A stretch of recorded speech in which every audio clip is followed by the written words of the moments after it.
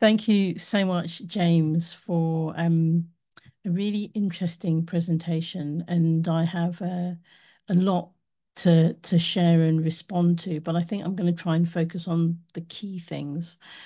Um, and I'm going to offer more questions than comments and answers, I think.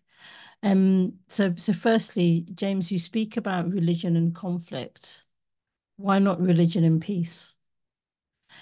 If we focus our attention on conflict, are we going to create more conflict? And I say this as a mediator, someone in training in advanced conflict transformation. So why is the focus not on peace? Next, it's really interesting the percentage of Muslims, and clearly the Muslim population of the UK is increasing, but there are still many communities in the UK where they have never encountered a Muslim other than what is presented in the media. And there are others or other areas where there is a larger Muslim population. So how do politicians and communities and policymakers actually take account of the fact that there is such a range and variety of not just Muslim populations, but ethnic populations and religious generally populations and things? Because as somebody born and raised in the UK, I was born in London. For me, that is genuinely a privilege because despite the challenge of being Muslim every day, I live in a place where it's easy for me to walk out of my door as a Muslim. When I travel across the country, it's not that straightforward. Um, and like all faiths, Muslims are not a homogeneous group, but they are perceived to be. So, for example, if I share that last week I went to a one-day conference on Rumi, and there was a range of faiths and embodied religious identities and articulations, and many of the people that were there were blonde-haired and blue-eyed, and they broke my own British education indoctrination into the image of what a Muslim is. So there is no single Muslim identity, just there is no single Christian identity. And how do we then actually bring that variety of beliefs and perspectives in, not just from a Muslim perspective, but also from a Christian perspective and a Jewish perspective and other faiths as well? And perhaps the question is, what actually is our collective field of exploration from a faith perspective?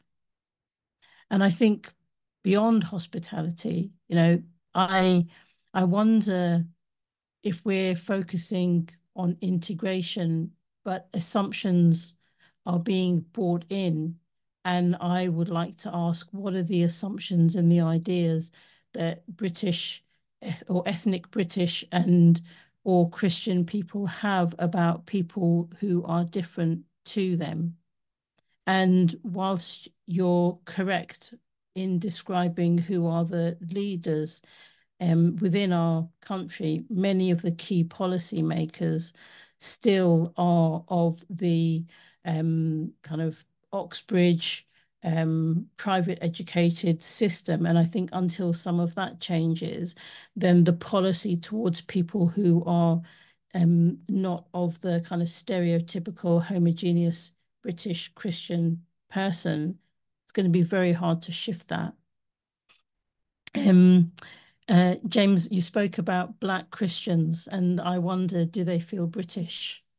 And how is the most important element of their identity perceived? Is it their faith or their color? And this is a question that Michael Jagisar asked.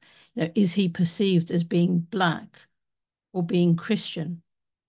And if that's something that's happening for a Christian within Britain, what is then happening for people of different faiths and different other forms of identity? Um, and I think that then kind of takes me on to the theology of the state. So in my work in leadership and business, we often look at values. And I wonder what are the values that religion can actually bring to the state. And I know that, so much has been written about this, but it feels as if some of that isn't really being embedded into the core of policy making. And that then leads me to the piece on global concerns. And I think you're absolutely right in that the international context is shaping the British domestic situation. But the difference today is that rather than Britain leading in empire and colonialism, it's actually receiving some of the kind of impact of that in terms of people having come here throughout the last century, and then people's children's children recognizing that actually some of the situation within which we are all living is just no longer acceptable. And so I wonder where energy will be channeled is exploring the fact that there is more poverty today than there ever has been, that the NHS is collapsing, that environmental issues are no longer really a priority. Are those things going to be addressed because it's the right thing to do, or because it's a value-led thing to do, or are they just going to be ignored because there's no money and there's no intellectual capacity to be able to do that? And I I'm actually at a loss as to what is going to happen in the next few generations, because my parents came here with a lot of hope, and my children and their peers, highly educated, incredibly talented young people, are thinking about moving abroad because there is no hope. And what does that then mean in terms of the intellectual and monetary drain? And one of the primary things that I experience in observing conversations that young people are having is that part of the reason why they want to move abroad, I'm speaking as if it's financial or work related or intellectual. Actually, it's because they don't feel like they can belong, because religiously they are at the forefront and at the brunt of No, constant no, I'm listening to it. That's daily fine. challenge that Ah, they are experiencing because of the articulation of their faith identity. So I want no, to ask a no. much broader It's a lot question, of kick if I going. may. There is some background noise. I don't know if you can hear it. Okay, thank you. Um, I want to ask a much broader question. And if for a moment we were to forget religion, how can politicians work towards creating a Britain that is psychologically safe? Because I think if we can answer that question, then people of all faith communities will feel safer and feel inclined to contribute much more. There's a huge amount of potential. And what I think faith can offer is that it can offer a lot of positive resource and resilience.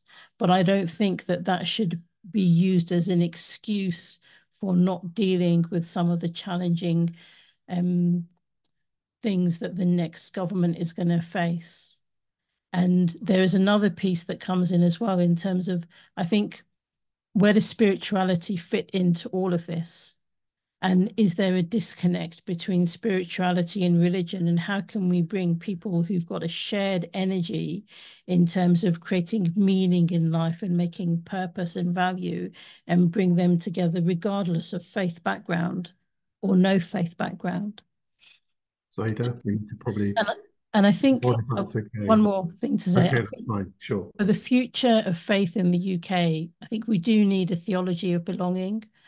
And I would direct us all to the work of John Swinton on that. And I further developed that in my PhD. And my conclusion was that we need a space of compassion, conversation, and collaboration. And I think that that's something that all politicians need to take heed of. Thank you.